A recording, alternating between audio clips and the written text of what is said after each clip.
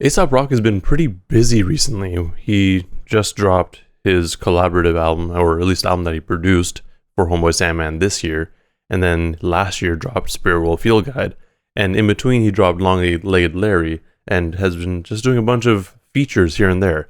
And this streak's continuing with his upcoming album Garbology with Blockhead.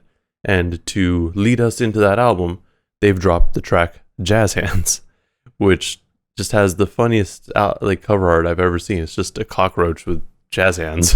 But anyways, it's been a while since he's collaborated with another producer for an entire project. So let's go bar for bar and break down these lyrics. If you're new to this channel, these breakdowns are where I go through and read out the lyrics to a song and give my interpretation of what the artist is trying to say. My interpretations are not always correct, so if I've missed something or misinterpreted anything, let me know in the comments below. That way, everyone gets to learn a little bit of something. So this track, it's really just one long verse, and it's over a pretty drumless beat, at least until the end, where Ace is just done rapping. But it's different, and at least I don't remember Ace rapping over beats like this, at least in recent years, so it's nice. But it starts off. Love note to the whole fuck show. Postmarked from a lighthouse in a blunt smoke. Dear motherfuckers, I'm teetering if you must know. Wolf at the door like a bug to the fructose. Love note to the whole fuck show. Just love note to all y'all, or everyone that's fucked up. To me, whenever he says fuck show, or whenever he curses like that, it sounds more of a term of endearment. So this fuck show, he loves them. And it's just, people that he cares about. And it's a love note being like, maybe he's just writing this at random, or maybe there's something happening and he's like, this is my last note or something. But it's postmarked from Lighthouse in the blunt smoke. So lighthouses are typically there to guide ships to the harbor, and it's like super foggy and stuff out. So this lighthouse is, I guess, guiding you through Ace's blunt smoke. And then the note goes on to say he's teetering. So something is going on with him. Like he's like unsure what's happening, but also like it could just sound like he's literally teetering on something and like it's going to fall over, whatever vessel he's in. Maybe the lighthouse itself. But then it sounds like maybe there's something coming after him. Like there's a wolf at the door, like a bug to fructose. Like this wolf just is trying to get in. Because bugs and fructose, like fructose is just one of the, I guess you can call it chemical names for a sugar, like fruit sugar. So like fruit flies to fruit. This wolf is just like clawing at the door trying to get in. Niece on the phone saying Ian, you should visit more. We could build forts, what a pig's court civil war. Miss you more. See you on the far side. Scuffed shoes, couple new scars in the archive. Then he's on the phone with his niece, and his niece is saying like, yo, you should visit more, Ian being his actual name. And then this kind of goes back to the wolf line where she's saying we could build forts while pigs court civil war. So, I mean, the three little pigs, they all build houses to protect themselves. Well, one is just houses, but each one got progressively stronger so that the wolf wouldn't blow it down. So maybe he's like, or his daughter, his niece is like, yo, we could build forts like they were doing while the pigs over there having their own internal fighting. Maybe the fort is also to protect them from the wolf. And then scuffed shoes, couple new scars on the archive. I feel like Ace is one of those guys that if he has shoes, like he's going to keep them for a while and he's not really going to clean them up too much, but he's also not going to take like he's not going to care too much if they get beat up. And he uses those scuffs as scars, like, and it's kind of like memories, creating memories like, oh, this happened from this incident. But he skateboards, so your shoes are gonna get pretty scuffed up. But yeah, like scars. Whenever you get a scar, you're like, oh yeah, I remember what happened there. I'm not here to pull scarves out, here to pick tumblers underwater with his arms bound. From in chains to the heart of where art thou? I'm out there down the throat, grabbing a let a guard tower. I don't know what he means by I'm not here to pull scarves out, or here to pick tumblers underwater with his arms bound. Because in my mind, the only thing that I can think of with tumblers is like a coffee mug, but also maybe he's saying this tumbler is the person that's underwater with his arms bound. Like he's here to take him out from there. Which then kind of goes further into the Lighthouse bit where it's like maybe he's on a boat or something. And he's, just out there rescuing people from the water. Sounds like the arms are bound with chains to the heart. Like they're bound like that. Maybe. But then it does sound like he's not really there for any of that. He's actually just there to throw grapnel at the guard tower. And the grapnel is apparently just another word for a grappling hook. So he's just trying to seize the tower, apparently, which kind of goes into the fort line. So maybe he's looking at all the conversation that he had with his niece, and he's like, well, maybe this is what I would be doing. With Ace, it could be so many things. It could literally just be on the surface too, though. So down a spray pistol on a cop car. It's rage in the form of Renaissance art. Can't treat it like a job at the stockyard and feign shock when they turn a block to a pockmark. So down to spray piss on a cop car. I mean, you know how we feel about police, so that's appropriate. It's rage in the form of Renaissance art. So someone looking upon this may think of it as Renaissance art. The feigning shock when they turn the block into a pockmark. It's mostly or most likely in reference to police shooting on the block, because pockmarks are like scars from when you have a pimple and it pops and like it doesn't heal properly. So you can't be surprised, like he's saying like you can't be surprised when they turn the block or when the block is shot up like that. I'm sure that has something to do with the job of the stockyard bit, to make it a little bit more, make a little more sense. But yeah, I'm sure I'm missing some connection there. Stock parts knocking on Mach 1 at Camp Low. Amped up, eyes glowing, unknown Pantones. Drive till it feels like a Van Gogh. Lest I cheat me some antelope. So going back to the stockyard, he's stocking parts, knocking on Mach 1 to Camp Low.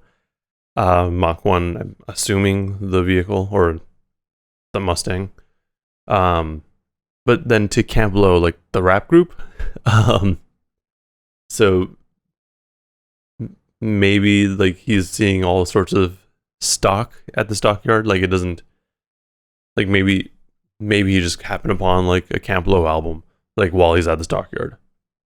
Because it might just be left in someone's car, assuming this is like a car stockyard. Amped up eyes glowing, unknown Pantones. Like he sees these eyes glowing, or like his eyes are glowing because he's seen it. But yeah, maybe talking about the Mach 1 then, because he goes drive till it feels like a Van Gogh, and then so he's driving so fast that everything looks like a painting or like a Van Gogh painting, unless he eats something, like a cheetah eats antelope. Like a cheetah goes so quick and then gets to an antelope. But he could also be saying like, lest I go so fast and then suddenly stop or crash. Because this could be like some sort of trip he's having. Like this is all great and he's feeling everything, and then all of a sudden done. Partly cloudy, palpable panic in the troposphere. Wake a giant poker bear. We don't do smoke and mirrors. We do a med kit and spare clothes. Leave a motherfucker nowhere close. So then I guess when he gets out of it, it's like a partly cloudy day, and this panic is you can feel the panic in the air. And it's like they woke a giant and poked a bear. But then he goes on to say we don't do smoke and mirrors, so maybe whatever he's saying is more just like this is reality and we're not just kind of making this stuff up. Like what is happening is actually happening. Which, could go back to the piston on a cop car line, where, that's real. Like that's the bear that's being poked.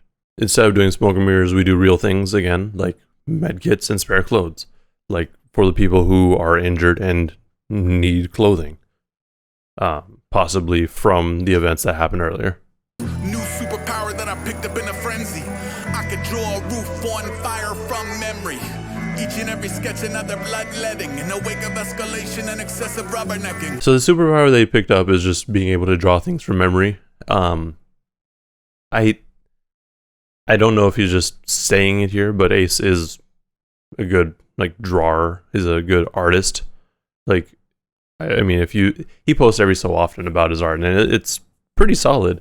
So maybe he's just like talking about it in the past, or maybe this could be just a completely different scenario entirely, and it's not actually him.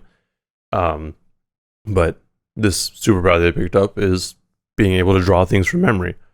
And every time he sketches something, it's another bloodletting. So bloodlettings, I believe, were done back in ancient times before we had modern medicine. So like anytime you had some sort of ailment, they'd be like, well, here's some leeches. Like you just have bad blood. So this is like a form of, I mean, I don't think he's literally letting his blood out, but I think it's more of like a form of therapy for him. And this is something that he's doing in the wake of escalation and excessive rubbernecking. So like things are getting up, like things are escalating, and people are like stopping to look. Which causes, I mean, rubbernecking in traffic is just like where if there's an accident, everyone just kind of slows down and creates more traffic. He could be talking about these events that happened all last year, but I mean, it's possible. I'm not entirely sure that Ace is the type of person to really go super into social commentary. But because this seems very, I guess, obvious or more straightforward than he typically is for that. But who knows? The champ can't look away, drink it in. Strobe light, smoke, no lifeguard, sink or swim. Ring around the king of pain, bring a seat a minute in. You either see the vision or dinner with demolition men. Boom. The champ can't look away, so the champ is also someone who's rubbernecking. He has to drink it in. He has to absorb what's happening. And what he's absorbing, or yeah, I guess what he's absorbing is the strobe lights, the smoke. There's no lifeguard. It's just sink or swim.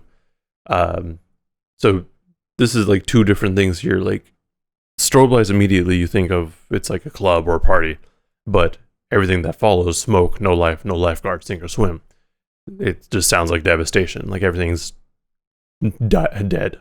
And I mean, it's probably, you know, in reference to the rubbernecking, like he was saying, the champ can't look away. He has to drink it in.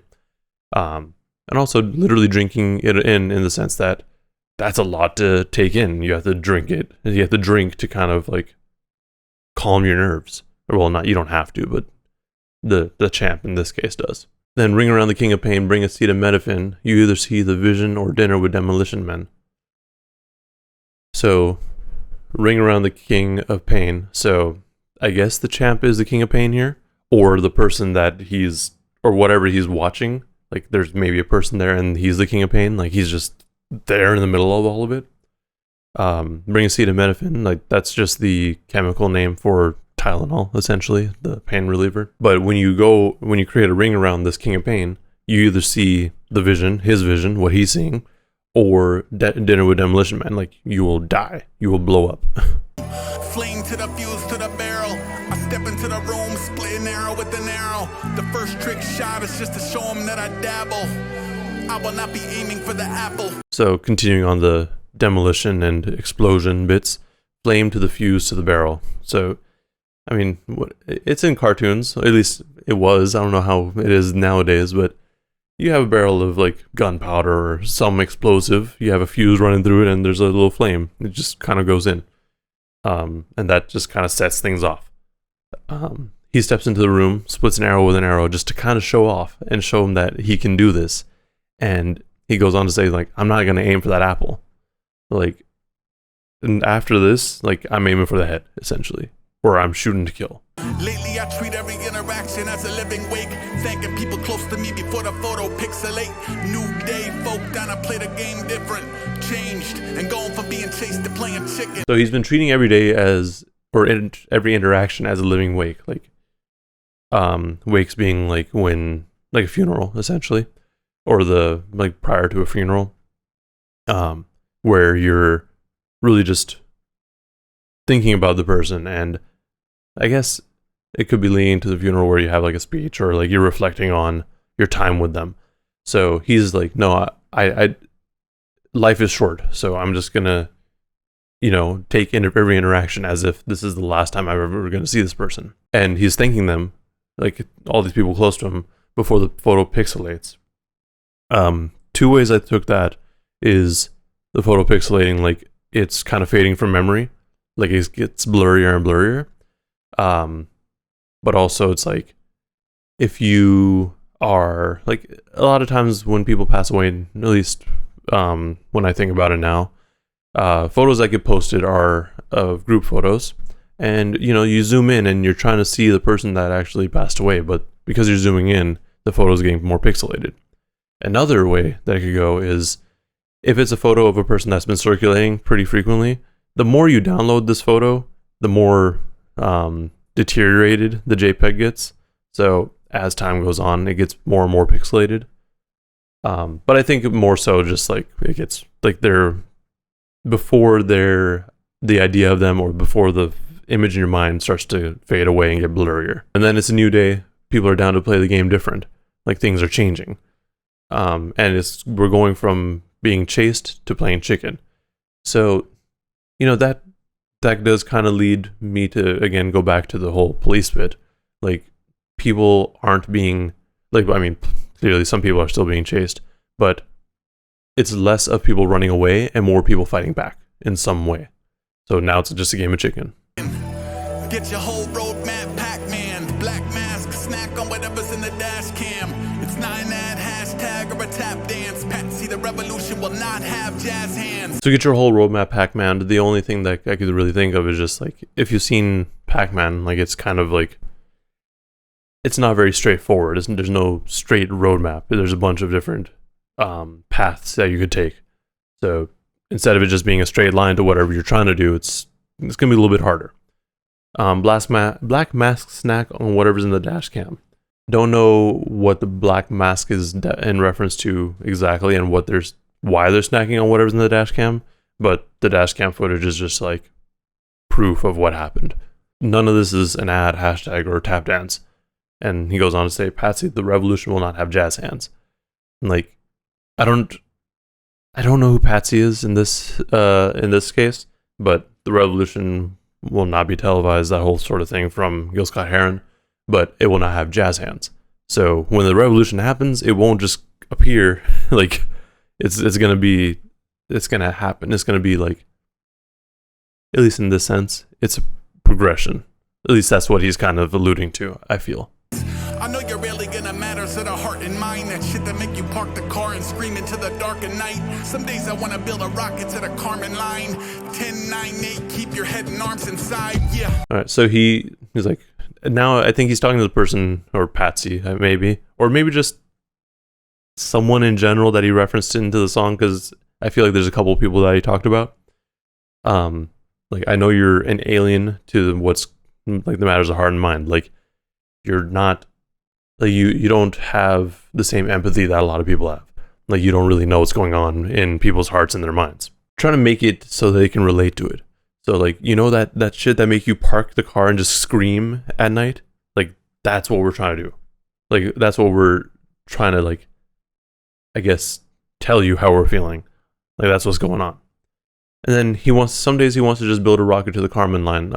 I believe that's the boundary between, like, Earth's atmosphere and outer space. He just wants to build a rocket to get there. Keep your arms and heads inside. And then the song, or his verse ends, and then the song kind of picks up, and there's not really a beat switch, but it just kind of progresses. Like, you can kind of hear it building up throughout the track, and then it just finishes off. This track was solid.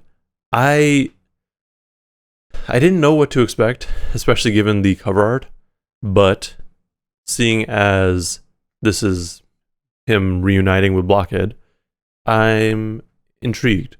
It's, like I said, it's been a little while since he's done a collaborative project with a producer, last one being Malibu Ken, which was solid, but definitely not for everyone. This one seems to be going more the route of, I guess, a lot like what a lot of people are doing nowadays in terms of production sound, but it still brings Ace's own style to it, where he's just telling you a whole lot of things. This track is solid. I definitely do need to listen to it some more to really get what he's going at. I think the general idea is that this is just kind of talking about, everything that's happened in the last year or so, like there's been a lot of changes in terms of like, I don't want to say like radicalization, but people are like changing their thoughts and starting to, I guess, open their eyes to what's really going on. Like in America, it's just been a lot of stuff happening, so I get it. So that could be what he's talking about. It is interesting to me because in my mind, I never think of Ace to talk about these sorts of things. So the way he does it is definitely different. And the only reason I'm even like picking up on it now or thinking that's what he's going for is because of the piss on a cop car line and the revolution and aiming for the head and the champion, the bloodlettings. Like it just sounds like there's a lot of changes like that he's referencing. So it could be like that's where he's going with. I don't know that we'll get that throughout the album. But I wouldn't necessarily be opposed to it. I am curious to see what he has to say about all this. But that's all I've got for this track at the moment. Let me know in the comments below what you thought of this track and if I missed something or misinterpreted anything, because I'm sure I missed something. Also, like and subscribe if you want to see more breakdowns and content like this. Thank you for watching, and please stay safe out there.